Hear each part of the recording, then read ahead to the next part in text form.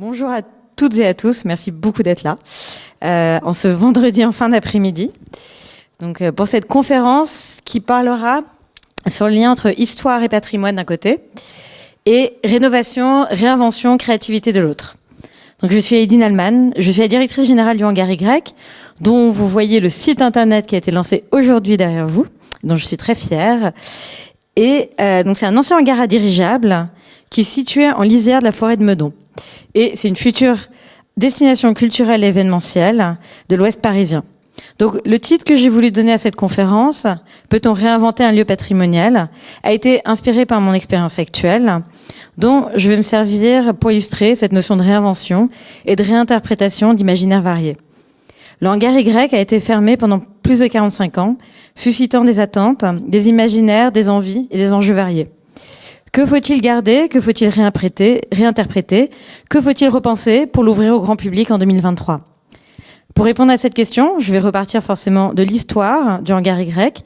C'est une histoire ancienne, c'est une histoire récente, pour fixer les paliers du projet actuel, détailler les étapes de construction et les attaches matérielles et immatérielles du projet. Donc, on commence par les histoires du Hangar Y. Le site, en tant que tel, naît autour du bassin de Chalais en 1659, grâce au travail d'André Le Nôtre, paysagiste de Louis XIV, en charge de créer la grande perspective du château de Meudon. On est donc vraiment dans un lieu qui se crée sous les auspices royaux. Au fil du temps, la perspective du château est conservée. En revanche, le château de Meudon disparaît. Bon, il y a un premier incendie en 1795, donc pendant une période trouble, et un deuxième incendie en 1871, après l'occupation allemande de 1870. Il ne reste aujourd'hui que l'orangerie, et donc l'étang de Chalais, ainsi que la perspective qui a été grignotée par le temps.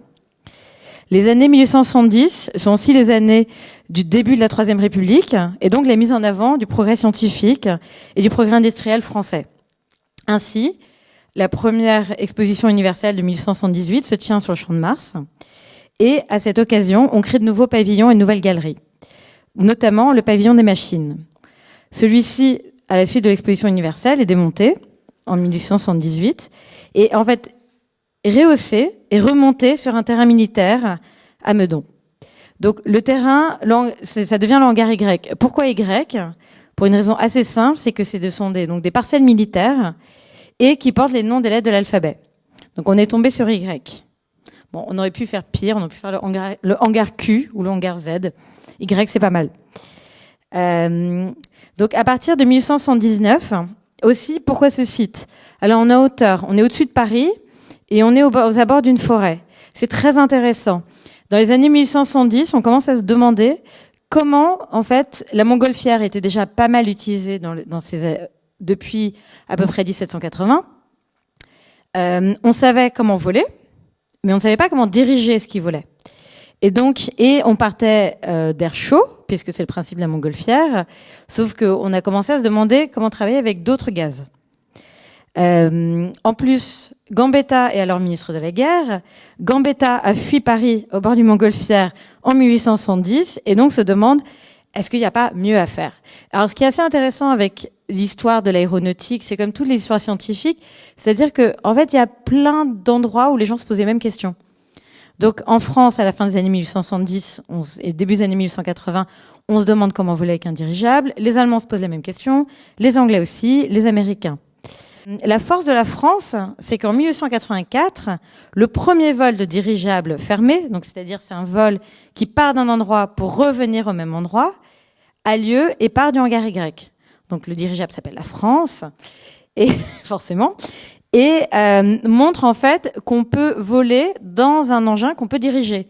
Et ça, c'est nouveau, parce qu'avant, on savait pas le faire. Donc aller faire une boucle, ça veut dire qu'on sait piloter. Alors, et là, c'est vraiment un exploit qui marque en fait les débuts de l'aérostation. L'aérostation, c'est vraiment tout ce qui vole et qui deviendra ensuite l'aéronautique. Donc à cette époque, là, vous voyez, il y a une porte qui va être en verre. Donc ça, c'est une vue de ce que sera le Hangar Y on va dire fin 2022. En fait, à l'époque, c'était ouvert et c'est de là où sortaient les grosses machines. Donc voilà, donc les dirigeables sortaient là. Donc il n'y avait pas en fait de porte de ce côté-ci. Après la Première Guerre mondiale, en 1921, Donc quand même, les avions avaient montré leur supériorité déjà sur les dirigeables. Le lieu est transformé en musée. Parce qu'en fait, c'est le premier musée de l'air et de l'espace est ici. Il est ouvert jusqu'en 1977. Et donc, ce qui est intéressant, ça veut dire qu'on a des gens, et pas mal d'habitants de Meudon, ou même d'Île-de-France, qui ont déjà visité le hangar Y. Alors, ce sont des gens souvent plutôt d'un certain âge, mais qui l'ont visité dans les années 70 ou 60. Donc, ils se souviennent, en fait, de ce à quoi ressemblait l'endroit. Donc, en 1977, le musée de l'air et de l'espace bouge au Bourget, et là où il est encore aujourd'hui. Parce qu'il y avait besoin de beaucoup plus de place que le hangar ne pouvait en donner. Avant ça, quand même, le lieu a été comme un lieu de création artistique, parce que c'est là où Chagall a créé le plafond de l'Opéra de Paris.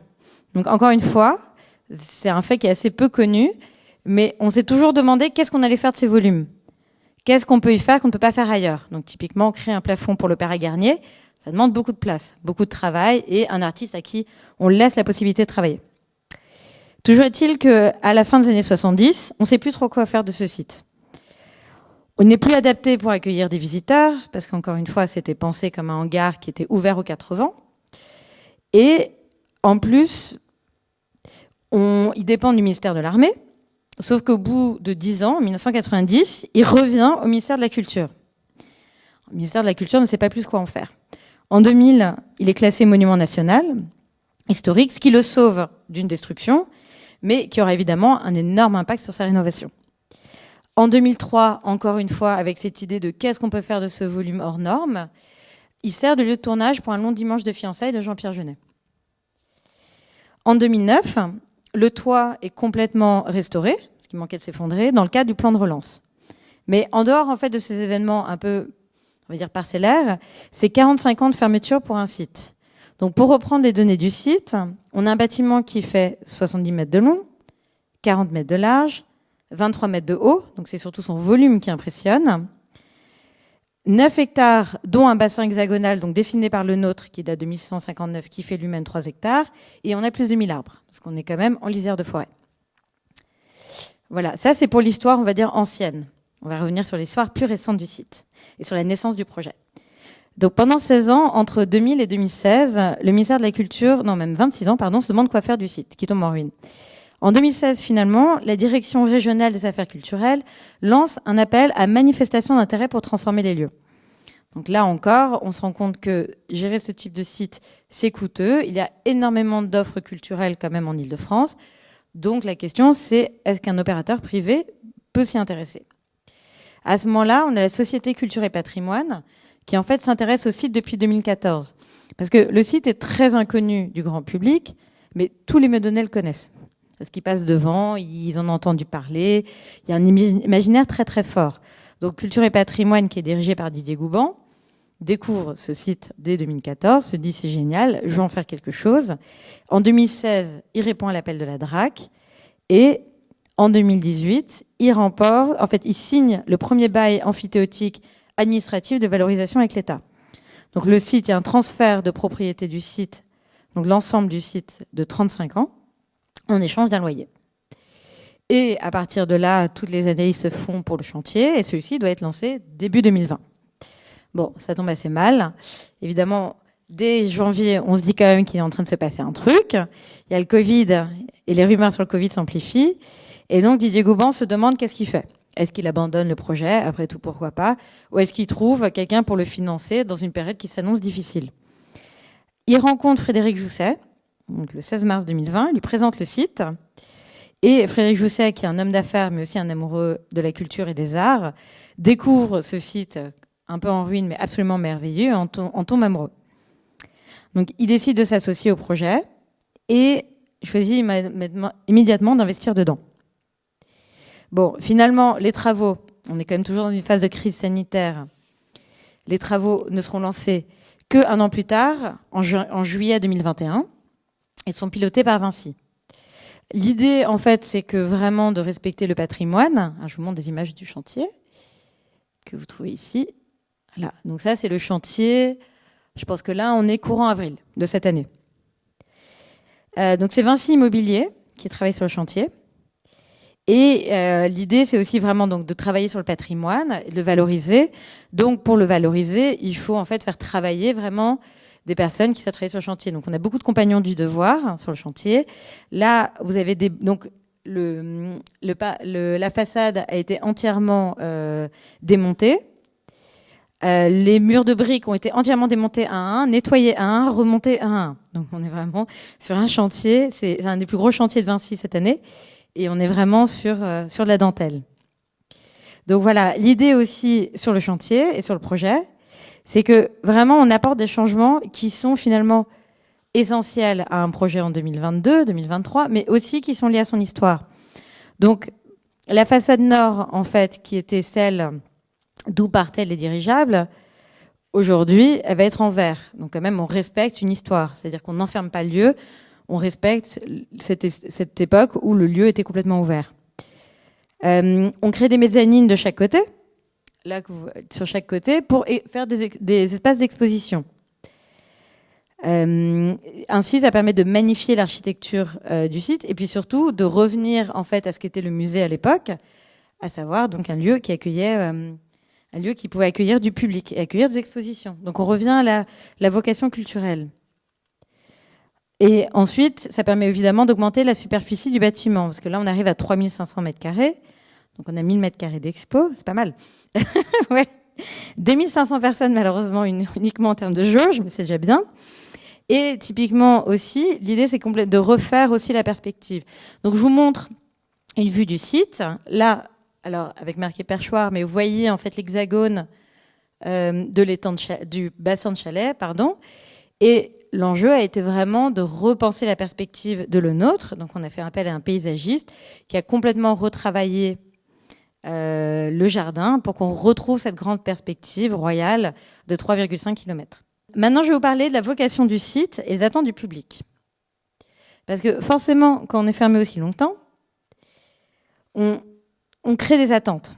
Et aussi, ce qui est important pour le hangar Y, c'est de se dire que en plus de ces dimensions hors normes, je dis 3500 mètres carrés, 9 hectares, avec un parc de 9 hectares, un bassin de 3 hectares, 1000 arbres, donc voilà, il y a quand même de la place. C'est aussi, ce qui est intéressant sur ce site, c'est aussi donc son histoire qui s'étale sur 4 siècles, mais il y a aussi un contexte géographique qui est très riche et très dense. C'est-à-dire que finalement, des bâtiments de ce type, on va dire avec des architectures Eiffel, à Paris, il y en a plein. Il y a la Grande Halle de la Villette, le Carreau du Temple, le musée d'Orsay, voilà. Finalement, toutes les gares parisiennes à peu près, donc les gares anciennes, on en trouve beaucoup. Ce qui est très rare, c'est retrouver cette typologie d'architecture en pleine nature, parce qu'on est vraiment en lisière de forêt. Donc juste derrière, vous avez c'est l'ONF et c'est la forêt domaniale de Meudon. Donc ce qui est très très intéressant, c'est vraiment cette double rencontre. Ensuite, il y a aussi un tissu sur lequel on travaille beaucoup, qui est le tissu local. Donc l'Ouest parisien, donc, il bénéficie déjà de la réouverture du musée Albert Kahn. Et il y aura un nouveau lieu à vocation culturelle avec donc le hangar Y, on a la scène musicale, on aura une nouvelle fondation sur l'île Séguin. Donc l'idée, c'est aussi de densifier un tissu qui est peu aujourd'hui pour permettre aux habitants de l'Ouest parisien, du 92, du 78, d'accéder à des lieux culturels qui ne sont pas forcément parisiens. Aussi, donc, ce qui est intéressant, il y a un paradoxe dans l'Ouest parisien, c'est que c'est une région qui est socialement et socio-économiquement très riche, puisqu'on est quand même sur des populations très aisées, mais culturellement qui est assez peu mise en valeur, en fait. Et l'idée là-dessus, c'est aussi d'offrir, en fait, aux personnes de l'Ouest parisien, justement, un nouveau lieu, une nouvelle destination. Aussi, la réouverture du hangar Y, c'est aussi une réouverture d'un lieu scientifique. Donc aujourd'hui, on recrée en fait un triangle scientifique de Meudon, qui est constitué par l'Observatoire de Paris, dont le principal site est à Meudon. Encore une fois, pourquoi Meudon? Parce qu'on est en hauteur et que c'est quand même mieux pour observer les étoiles, qui a été créé en 1177. Le CNRS et le Centre français de recherche aérospatiale, qui est l'ONERA. Donc on a des souffleries de l'ONERA juste à côté du hangar Y, donc peut-être nos futurs hangars Z et W, qui aujourd'hui qui ont accueilli les tests du Concorde. Donc c'est là où ils ont fait les tests de soufflerie pour le Concorde. Donc encore une fois avec une histoire de l'aéronautique qui est très forte et qui aujourd'hui encore est occupée et pour la soufflerie. Par ailleurs, donc comme je vous disais, comme le site a été très longtemps fermé, on a des riverains, des connaisseurs du site qui sont nombreux, mais qui ont des attentes très différentes. Donc on a les souvenirs d'enfance dont je vous parlais, avec les gens qui ont pu visiter le site quand ils étaient jeunes, avec leurs parents, etc. On a les utopies, les gens qui sont fans d'utopie spatiale, d'aéronautique, tous ces sujets-là, il y en a beaucoup. On a les gens qui ont des envies culturelles, justement d'un nouveau site qui va ouvrir, de qu'est-ce que ça va nous proposer, qu'est-ce qu'on va pouvoir faire. Parce que finalement, aussi, pour de nombreuses raisons, mais les gens n'ont pas forcément envie de se déplacer loin de chez eux pour visiter un lieu culturel. Et enfin, des endroits entreaperçus pendant les journées du patrimoine, et donc avec plein d'imaginaires, d'utopies et d'idées. C'est pour ça, pour reprendre, le site recouvre quand même beaucoup de réalité et d'histoire. Donc on a le grand siècle, l'idée le XVIIe siècle, le nôtre, le jardin à la française, les perspectives, tout ces voilà. Aussi, ce qui est intéressant, c'est que le hangar Y est à équidistance entre Meudon, qui est une ville riche, et Meudon-la-Forêt, qui au contraire pas du tout la même sociologie. Et donc on a un enjeu territorial fort qui est de créer justement ce trait d'union entre les deux villes. Donc on a l'histoire de l'aérostat. Alors ce qui est intéressant avec l'aérostat, déjà c'est un mot en général qu'on découvre quand on découvre l'histoire du hangar Y, mais finalement c'est que il y a énormément d'imaginaire là-dessus. C'est-à-dire que, et en fait, c'est une histoire qui est compliquée à raconter parce qu'à la fois, elle est très belle, c'est une histoire, voilà, de l'homme qui vole, le rêve d'Icare, etc. Et en même temps, c'est quand même l'histoire d'un crash. Donc, parce qu'en 1937, le Hindenburg se crash et tue, je crois, 20 personnes dans le New Jersey. Donc, le vol était opéré par la Lufthansa à l'époque.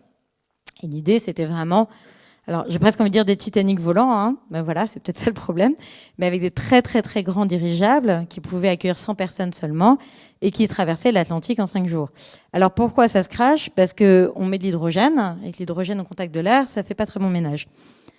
Et par ailleurs, ce qui est amusant aussi, c'est qu'on raconte cette histoire en se disant le dirigeable peut être utilisé aujourd'hui, justement pour ne pas utiliser d'essence, mais on est aussi sur un objet dont la charge utile est très faible. C'est-à-dire qu'on a un objet en termes de volume. C'est-à-dire que le Hindenburg, ça fait 8 Boeing 737. Donc en fait, c'est énorme. C'est en termes de volume, c'est vraiment quelque chose de colossal. Et il y avait 100 personnes dedans. Parce qu'en fait, il fallait loger tout l'hydrogène, qui est très léger et qui permet de voler. Mais on peut se poser la question de la pertinence de ce type de modèle aujourd'hui. Cela étant, c'est intéressant, justement, quand on interroge l'aviation, il y a quand même quelque chose, un imaginaire auquel réfléchir. Et le dernier élément, donc je parle de la culture, la science quand même, la nature. On est en lisière de forêt, on a de nombreux arbres et on a une grande proximité de Paris qui amène à une lecture naturelle et une lecture de loisirs du site. Malheureusement, donc on a beaucoup d'attentes, mais elles sont parfois contradictoires. On a des riverains, ceux qui connaissent le site, qui rêvent que ça reste un endroit caché, que seuls eux connaîtront et auront un accès privilégié. On a des meudonnais intrigués qui se disent, voilà, il faut dire en face il y a un cimetière, donc ils n'y vont pas forcément. Les Parisiens, dès qu'ils arrivent, ils se disent, waouh, c'est génial, c'est le nouveau jardin d'Éden, ça y est, on y est arrivé, il n'y a personne autour, sauf qu'on est quand même dans une zone qui est très dense en termes de population. Et même si c'est un lieu qui renvoie à cette idée d'endroit non pollué, très agréable, il faut qu'on fasse attention. Et le bois est déjà... Et aussi, ah oui, ce qui est intéressant, c'est que la forêt de Meudon est la forêt la plus densément visitée d'Île-de-France. C'est-à-dire qu'à kilomètre carré, c'est celle qui est la plus visitée. Sachant que par ailleurs, la plus visitée, évidemment, la forêt de Fontainebleau. Ensuite, on a alors l'association d'halieutique de Chalais-Meudon. Donc l'halieutique, c'est le contrôle de la population de poissons. Voilà. Alors eux, ils adorent pêcher dans le bassin. Et eux, la question qui se pose, c'est est-ce qu'ils pourront toujours le faire? Donc la réponse est oui. À ce stade, et on a besoin de coller à ce contexte et ces imaginaires. Donc on a construit un programme pour le site sur 3 axes. Le premier, je vous dis, c'est la culture. Donc on reprend les histoires anciennes du site, on reprend la tradition d'un lieu d'exposition et aussi un lieu de création. Donc la science avec ce que je vous ai raconté sur l'histoire du dirigeable, mais aussi sur des idées d'utopie, de comment est-ce qu'on crée de nouveaux imaginaires, jusqu'où l'homme peut aller. Donc avec cette notion en fait de progrès et de progrès optimiste. Et enfin la nature avec ce magnifique parc qui sert d'entrée à la forêt de Meudon. Donc la question maintenant, c'est comment vivra le hangar Y? Parce que au-delà de toutes ces attentes, il ne faut pas oublier qu'on est sur un lieu privé. Donc suite au transfert de propriété avec le bail emphytéotique, ce n'est plus contrôlé par le ministère de la Culture, par la ville de Meudon, mais par une société privée qui s'appelle Hangar Y Développement.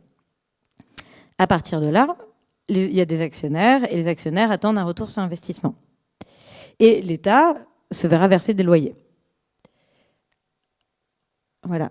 Donc, il a fallu penser aussi un aspect business pour le projet. Donc, ce qui a été pensé, c'était une composante événementielle. Celle-ci a été pensée dès le début, puisque Didier Gouban vient de l'univers événementiel et a toujours pensé le chantier pour qu'il puisse accueillir des événements d'entreprise. L'idée étant justement de garder ce magnifique volume que vous voyez ici, pour en fait en faire un lieu qui fera des privatisations la semaine et qui sera accessible au public le reste du temps. Alors, donc ça a été dès le début, et c'est ce qu'a accepté la DRAC, donc ça a été accepté dès les projets de rénovation. Dans les projets de rénovation, l'idée étant d'intégrer la possibilité de faire des événements de très grande ampleur, puisque dans l'événementiel, il y a des événements d'entreprise, il y a aussi la possibilité de faire des concerts, des festivals, etc. Le parc, en revanche, sera accessible tous les jours, quant à lui, il sera payant, afin de faire participer au coût d'entretien du site. Pardon. Alors, je retrouve mes pages. Voilà, le visiteur, donc le billet d'entrée sera à 3 €. Donc, l'idée, vraiment aussi, c'est de dire, OK, ça va gagner, c'est un projet qui doit être rentable financièrement, mais ce n'est pas le public qui le rendra rentable. C'est vraiment les privatisations qui financera, en fait, les projets culturels. Donc, avec un billet d'entrée à 3 € en tarif plein, 2 € tarif réduit, le visiteur accédera à un parcours d'art en extérieur autour du bassin. L'idée là étant vraiment de ne pas concurrencer, je sais pas, la Fondation Louis Vuitton, la collection Pinault, puisqu'on n'est pas sur une collection privée, ni le Centre Pompidou, puisque on n'est pas sur des œuvres, des collections inaliénables publiques, mais plutôt d'être sur un parcours qui soit très sensible et qui permette en fait de valoriser justement l'aspect naturel. Donc là, on travaille sur un parcours qui est inspiré d'Alice au Pays des Merveilles, avec l'idée des sens et de vraiment travailler sur l'olfactif, l'auditif aussi, avec un projet avec l'IRCAM, le toucher et évidemment la vue. Aussi, on veut répondre à des attentes des visiteurs qui veulent venir en famille. Donc on est vraiment sur une notion de grand public. Encore une fois, pour avoir des lieux, en fait, des projets culturels de qualité, mais qui sont accessibles au plus grand nombre.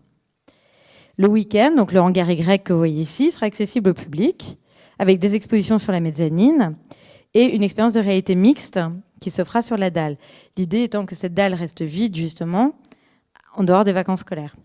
Donc, la réalité mixte racontera en fait l'histoire scientifique du lieu. Donc, on est sur un projet qui est assez fouillé et assez pointu et qui met accessible à tous les visiteurs pour qu'ils puissent comprendre en fait qu'est-ce qui s'est passé. Là, la première partie, c'est entre 1878 et 1884. Ensuite, voilà, et respecter en fait et retourner dans cet imaginaire scientifique. L'artiste au travail, dont on a parlé avec le travail de Marc Chagall, sera aussi respecté puisqu'on veut faire des résidences d'artistes. On commence là, d'ailleurs dès le chantier avec Artagon, avec un appel à résidence qui sera fait en septembre et présenté a priori en octobre. Donc aujourd'hui, l'objectif était de créer en fait une destination avec une audience, qu'une population locale puisse venir voir et extra-locale. Donc là où un musée national part, on va dire, de la planète Terre et s'intéresse, on va prendre le Louvre, planète Terre, Europe, France, premier arrondissement, donc avec des cercles concentriques mais qui reviennent sur le site. Nous, on part de Meudon, après les villes autour, le 92 au 78 et l'Île-de-France. Donc l'idée étant d'abord une population locale et non pas une ambition nationale, extranationale. Voilà. Et en fait, on veut que les gens viennent sur le site et on veut qu'il y ait du plaisir. Donc, à la fois de la découverte et du plaisir. Le plaisir passera par la nature et passera aussi par un restaurant qu'on organise au bord de l'eau et qu'on opère avec le perchoir. Donc, aujourd'hui, il a déjà son nom, s'appelle le perchoir Y. Ensuite, je vais vous parler, donc, le dernier temps, c'est qu'une fois qu'on a fait tout ça, il faut qu'on réfléchisse aux étapes de l'ouverture. Et ça, c'est intéressant parce qu'en fait, on a pour objectif de reconstruire le site avec un imaginaire qui lui est proche, mais il faut aussi, qu'est-ce que ça veut dire concrètement et comment est-ce qu'on travaille en fait à à rendre ce site opérable, puisqu'on est sur une ouverture fin 2022, début 2023. Nous sommes aujourd'hui le 1er juillet 2022. Donc là, maintenant, il faut rendre des choses concrètes. Et en fait, c'est intéressant parce qu'un site comme ça fonctionne comme une pyramide, ou plutôt comme un iceberg. C'est-à-dire que un chantier, c'est quoi? Par exemple, là, vous voyez le chantier, c'est d'abord des câbles, c'est des tuyaux. Donc pendant des mois, il se passe rien. On a l'impression qu'il se passe rien, parce qu'on désosse, on met tout ce qui est invisible, on détruit ce qui est visible, ce qui frappe à l'affaire. Et pendant des mois et des mois cet hiver, on arrivait sur le chantier, on voyait des tas de terre qui étaient déplacés d'un coin à l'autre. On disait, bon, forcément, ça avance, on sait que ça avance, mais on voit pas ce qui se passe. Et puis un jour, alors c'est arrivé au printemps, donc c'était assez agréable parce qu'il commençait à faire beau, ça a commencé à prendre sa forme. Et tout à coup, la perspective est revenue. On a vu finalement ce site-là, comme on le voit aujourd'hui, donc avec les arbres autour, avec un temps qui est agréable, et ça commence à prendre forme. Et en fait, d'un point de vue immatériel, donc toute la partie projet, c'est pareil. C'est-à-dire que au début, on élabore des hypothèses. Donc on dit, c'est quoi l'offre? On fait ça pour qui? On fait ça quand? On fait ça comment? C'est quoi nos horaires d'ouverture? C'est quoi le budget? C'est quoi notre BP? Sur quoi on communique? Comment est-ce qu'on avance? Quelles sont nos hypothèses de fréquentation? Quelles sont les hypothèses de chiffre d'affaires? Donc on avance sur ces sujets, on pose des hypothèses, on les fait avancer, on recrute, parce que ça c'est un élément essentiel, plus compétent que soi, aussi essentiel, et on se rend compte qu'on s'est trompé sur les hypothèses. Voilà, donc il faut reprendre. Donc en fait, ce qui paraît très linéaire vu de l'extérieur, en fait, sont des boucles rétroactives incessantes. Et aussi, il y a un enjeu très fort, c'est la gouvernance, c'est qu'au début, comme il y a très peu de monde, tout le monde donne son avis sur tout. Donc tout le monde pense qu'il est compétent parce qu'il est là depuis longtemps et qu'il connaît le projet. Et au bout d'un moment, il faut créer de la gouvernance. Donc il faut expliquer que les réunions, c'est formidable, à 25. Quand on est 3 et que c'est les 3 qui décident, ça marche un peu plus vite. Et donc voilà, le mode collaboratif se structure et c'est parfois dans la douleur. Mais c'est normal, ça fait partie des étapes du projet. Et donc, pour bien avancer sur un projet aussi gros, il faut définir les chantiers. Donc forcément, c'est l'offre, le marketing, les équipes RH, le plan de recrutement, les prestataires, la technique, la communication et donc je vous disais la gouvernance.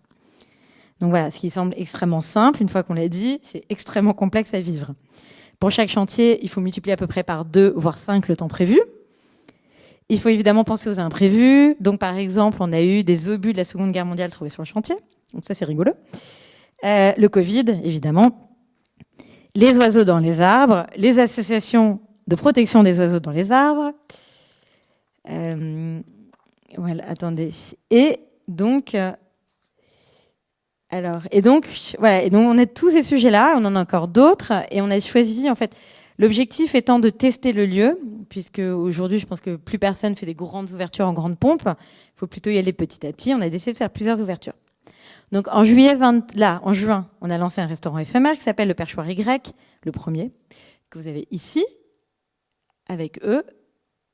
Et donc, ils ont fait une guinguette restaurant où ils ont mis des photos qui ne correspondent pas au site.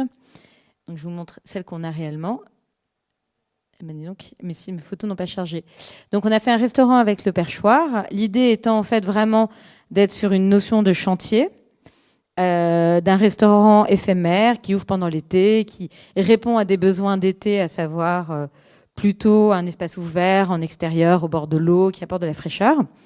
Et ça permet de tester. Alors, on teste surtout les riverains, mais les gens qui viennent sont très contents. Ensuite, en octobre, on présente le lieu dont les travaux seront terminés. Donc, on termine les travaux cet été.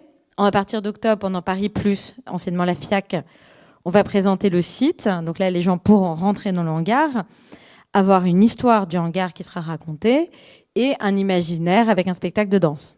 On fait un week-end de préfiguration.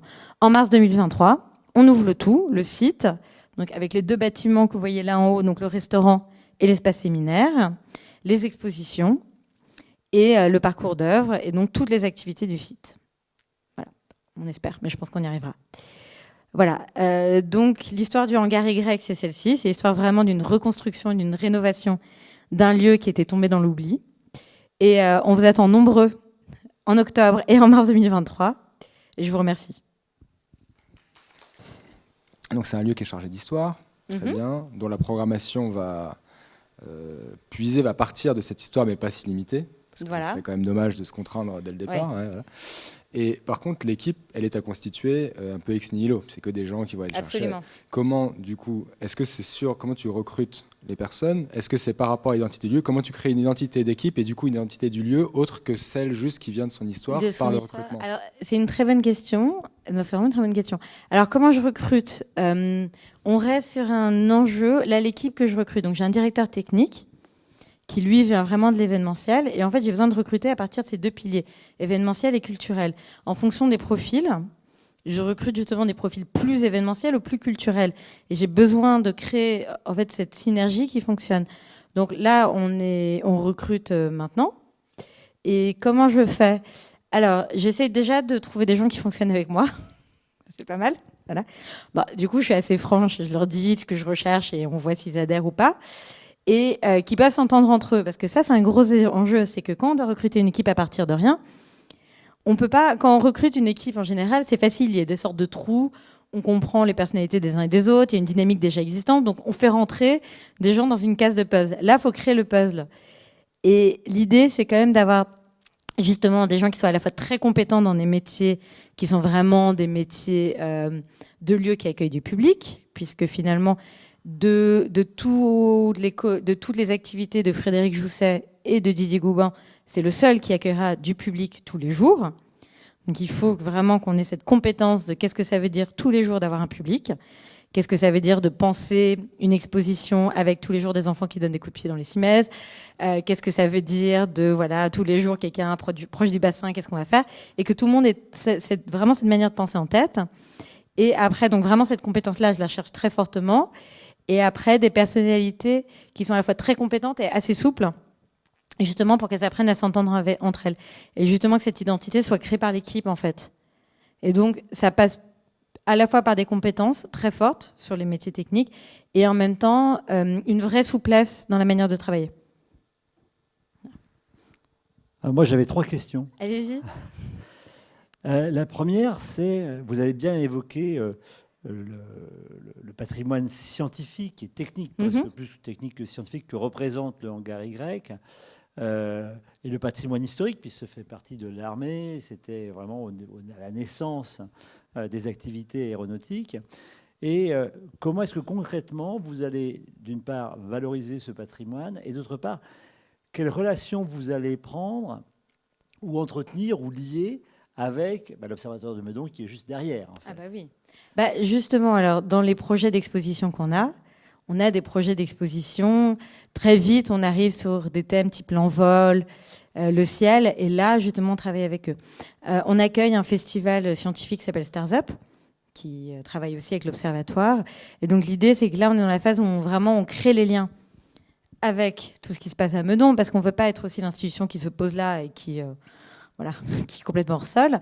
Et vraiment, déjà, la première exposition, il y a un gros travail qui est fait avec le musée de l'air et de l'espace. Et la deuxième, je pense qu'on travaillera beaucoup avec l'Observatoire. Donc c'est vraiment sur les objets scientifiques et sur les expositions qu'on valorisera en fait ce qui se passe autour. Et après, sur l'histoire, moi je trouve du site le projet de réalité mixte qu'on a, donc avec un casque où vous rentrez dans l'hangar Y et en fait il vous montre des dirigeables et des objets un peu comme ce qu'il y a au musée de la Libération, permettrait en fait justement de raconter cette histoire. Parce qu'une exposition, tout le monde dit qu'il veut connaître l'histoire d'un site. Si vous faites une exposition avec des cimaises et des photos d'archives, les gens le regardent 5 minutes et en fait ne s'y intéressent plus. Donc là, l'idée c'est de s'immerger vraiment dans cette histoire-là. Et alors, ça, c'est une question annexe. Il n'est pas prévu d'avoir un jeu, par exemple parce que, quitte à rentrer dedans, ça serait bien de... Enfin, ça serait bien, je dis, non. Ça peut amuser, ça peut attirer plus une certaine catégorie de population en disant, construisez votre dirigeable. Quoi. Mais justement, on fera des ateliers sur ces typologies de thèmes-là. Donc, on a de construire justement l'idée d'un objet volant. Donc, on travaille aussi avec les associations meudonnaises qui proposent ça. Et dans l'expérience de réalité mixte, l'idée, c'est qu'elle est très interactive. Donc il y a vraiment comprendre des enjeux un peu scientifiques, genre le paradoxe du lest ou des choses comme ça qui permettent qu'est-ce que l'hydrogène, voilà, qui permettent vraiment d'aller dans quelque chose qui permet d'apprendre quelque chose et repartir avec une notion forte de ce qui a pu se passer. Alors j'avais une dernière question. Arrête. Je suis obligé de garder mon téléphone parce que de temps en temps il y a des aspects d'organisation qui me rappellent. Par là.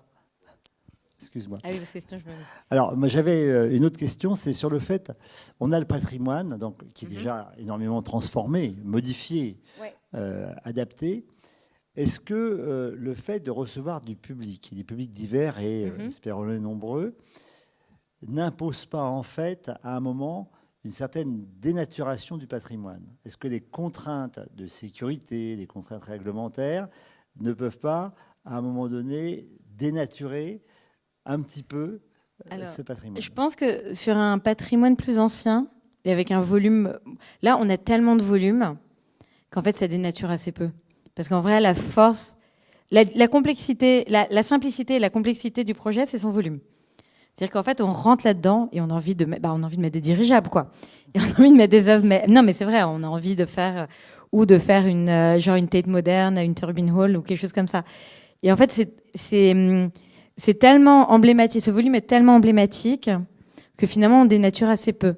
Et en fait, et comme on prévoit beaucoup d'activités dans le parc, on garde vraiment ce côté hangar Y qui reste dans cette pureté originelle, puisqu'il a été pensé comme ça. Donc on a cette chance en fait de pouvoir vraiment le garder comme ça, parce que beaucoup d'activités seront en extérieur.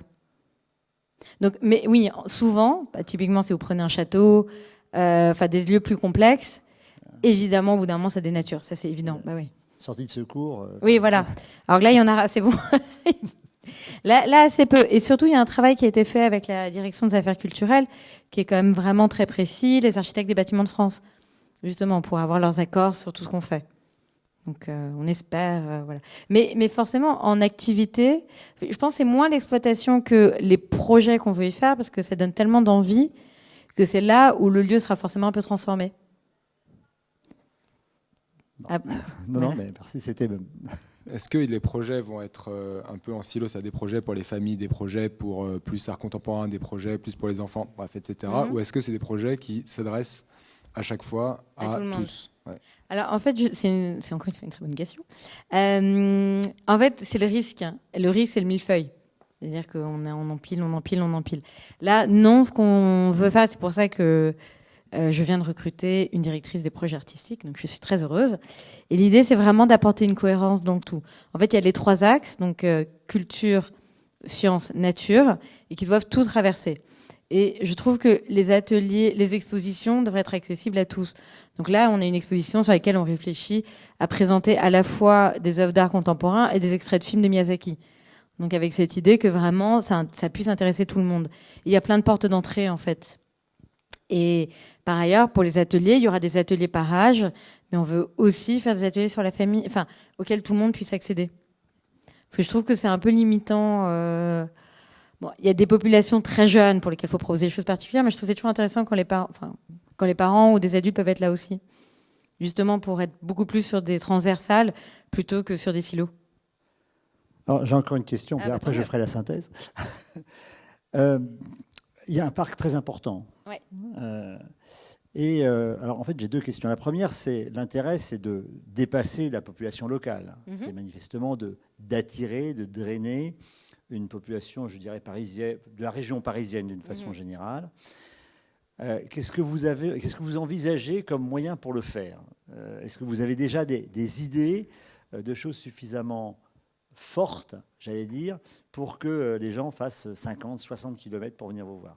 Alors, ce qu'on pense, encore une fois, on a plutôt pensé à partir du local et plutôt 10-20 km que 50, en se disant qu'un bassin, justement pour pas concurrencer des grands lieux qui existent déjà un peu partout, mais je pense que la programmation vraiment d'œuvres en extérieur, avec l'idée d'avoir des œuvres sur le bassin, l'idée c'est comme quelques œuvres très monumentales, et aussi un endroit où c'est très agréable de passer une journée.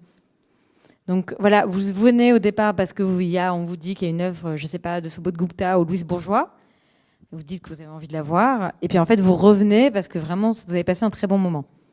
Donc ça, c'est une première chose. Le deuxième élément qu'on a, c'est qu'on a des enjeux de transport. Voilà. Ouais. Donc je connais Meudon. Ouais, voilà. Alors c'est la ville la plus motorisée de l'Île-de-France. Pourquoi? Parce qu'elle est en pente comme ça et que les accès sont plutôt en bas qu'en haut.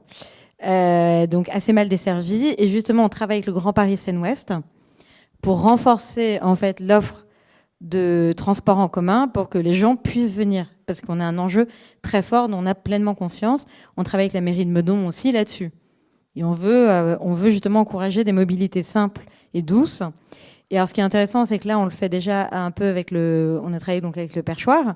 Le Perchoir, en ouvrant, a lancé justement une offre de VTC taxi, donc travaille aussi avec des acteurs locaux.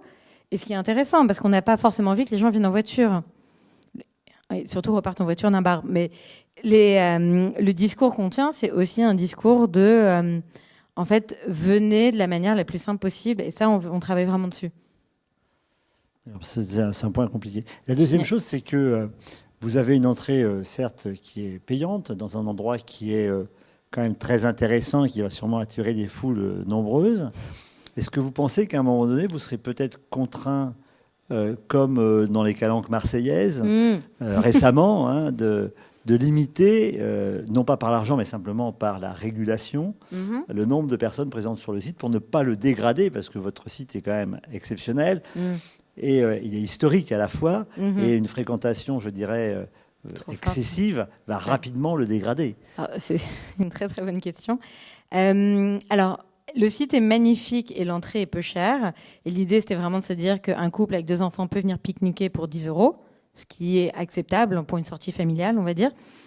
Mais l'avantage qu'on a, c'est que juste derrière, il y a la forêt de Meudon. Donc effectivement, on n'a pas encore réfléchi à une jauge maximale d'exploitation, mais qui devrait se poser, enfin, je pense au printemps, l'été prochain. Et ça, c'est des choses, on a beau y penser en amont, ça se teste en vrai. Il y aura forcément des loupés. Enfin, ça, maintenant, faut l'accepter, c'est dur à accepter, mais on l'accepte. Et à partir de là, c'est tout à fait possible pour les gens, finalement, d'aller dans la forêt de Meudon. Mais typiquement, on aura un parking qu'on rend payant parce qu'on ne veut pas être le parking de la forêt de Meudon. Bah oui, on a un enjeu, voilà. Et donc, on découvre les enjeux de voisinage avec l'ONF. Et c'est très intéressant de travailler avec eux aussi, parce qu'on se rend compte de toutes ces choses, les questions que eux se posent aussi, quoi. Donc, je pense donc il y a une jauge qui est limitée pour le bâtiment lui-même, donc le hangar Y. Le site lui-même n'a pas de jauge parce que voilà, c'est tellement grand, quoi. Mais c'est une question qu'on se posera à l'usage.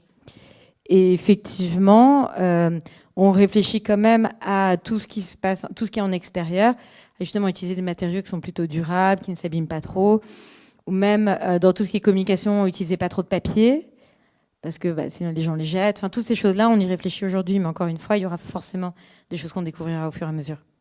Oui, c'est normal qu'il y ait une évolution. Voilà, exactement. Alors, je vais essayer de faire une synthèse de tout ce qui s'est dit et qui était tout à fait intéressant de découvrir ce patrimoine et ce rôle nouveau que l'on donne au patrimoine. Il y a plusieurs choses. Donc, bon, vous avez présenté le lieu qui est à la fois exceptionnel et qui était magnifique dans son abandon, je dirais. Oui, tout à fait. Et qui va renaître pour la 3e ou 4e fois entre les 2 incendies, l'abandon, le changement de destination qui a pu se faire. Donc, on a un lieu qui renaît. Et on voit que le patrimoine n'est pas congelé, et que le patrimoine évolue. Exactement. Et que on peut pas le confire comme pour l'éternité. Oui. Et ça, c'est un peu la différence avec Lascaux, par exemple, où on a là un patrimoine qui est figé et qui, par sa valeur lui-même, ne peut même plus être visitable au vrai sens du terme par le public. Or là, ce que vous avez présenté, c'est que le patrimoine, c'est justement pas confire, mais c'est vivre, c'est faire vivre ce patrimoine. Et je pense que c'est une leçon essentielle qu'on peut tirer de ce que vous nous avez présenté avec ce hangar Y, qui, on me rappelle cette terminologie des hangars, hein, c'est classique sur toutes les bases militaires, et notamment sur la Cap Canaveral, sur l'ancienne base militaire de la Navy, on a tous les hangars et chaque hangar avait une destination particulière, notamment pour le spatial. Et donc avait. Alors moi j'étais dans le hangar L qui s'occupait de la biologie, le hangar K qui s'occupait des matériaux, Génial, etc. Incroyable. Donc c'est tout à fait amusant de voir cette terminologie universelle de dénomination des hangars. La deuxième chose très pragmatique que vous nous avez montré, beaucoup de choses, mais vraiment ce qui m'a frappé, c'est la gestion des marges et des imprévus. La gestion des marges et des aléas, c'est la base de tous les projets. Dès qu'on veut faire un projet, moi je sais quand je dirigeais des projets, quand je posais des questions, c'était où sont les marges? Et d'une façon générale, elles sont toujours insuffisantes. Mais c'est très juste. Et en fait, ce qui est amusant, c'est que sur un projet comme ça, quand on part de rien, on n'a aucune idée des effets de bord. Donc, on ne sait pas ce qu'on a pensé aujourd'hui marchera dans 6 mois. Et il y a vraiment, ouais. Et en fait, moi, ce que j'ai essayé de faire aussi, c'est beaucoup simplifier. Si on arrive déjà, les gens voulaient faire, par exemple, 2 semaines d'inauguration. Je fais non, 3 jours, c'est bien. Non, c'est bien. On va y arriver. Et vaut mieux simplifier un peu et tout en rendant plus puissant avec un discours plus simple que justement de créer un projet trop complexe où du coup il n'y a aucune marge. Ah oui. Voilà. Donc, c'était d'ailleurs, alors, bon, l'aérostation, on a connu Picard qui a beaucoup travaillé, beaucoup œuvré dans l'astronomie, hein, et qui était un peu aussi sur cette thématique des avions. Et donc, ça nous a resté, de l'aérostation qui est restée dans le spatial. Hein, c'est qu'il y a un acronyme anglais, américain qui s'appelle le KISS. Keep it simple, stupid. J'aime beaucoup. Ça me plaît beaucoup. Et moi, j'ai fait le French Kiss, qui est keep it simple, stupid, but sounding. Oh, I like it. Et donc, ça fait beaucoup rire mes Américains. Mais donc voilà. Et je crois que c'est une démarche que vous nous avez montrée. Vous avez bien montré tout ça. Et c'est quelque chose qui me semble important et une chose qu'on va tirer de votre présentation, c'est d'une part le patrimoine qui est vivant et qui doit être vivant. On ne peut Absolument, pas oui. Deuxièmement, c'est cet aspect de gérer des marges, les imprévus, parce que quand on se lance dans une petite œuvre, il y a des imprévus et des aléas. Dans une grande œuvre, il y a des grands imprévus et des grands aléas. Absolument. Et qui ont des grands coûts généralement et des grandes conséquences. Et donc, cette volonté que vous venez de nous dire de vouloir regarder les choses simples, ça rentre aussi parfaitement dans ce qu'on doit apprendre dans toutes les écoles de management, qui est... C'est pas du tout ce qu'on apprend, mais on devrait. Garder les choses simples. Voilà, ne pas faire... Et puis, la dernière chose que je voulais souligner, qui m'a semblé aussi importante, c'est la volonté de faire de ce lieu, qui est un lieu privatisé maintenant, un trait d'union sociale entre deux villes. Je pense que le défi est important, que c'est quelque chose qui ne va pas être facile à faire, qui ne va pas être simple, mais le fait que vous en marquiez dès maintenant cette volonté me semble, moi, porteur d'un espoir, effectivement, de réconcilier, si ce n'est deux villes, au moins deux sociétés. Absolument. Voilà. Merci beaucoup. Merci beaucoup.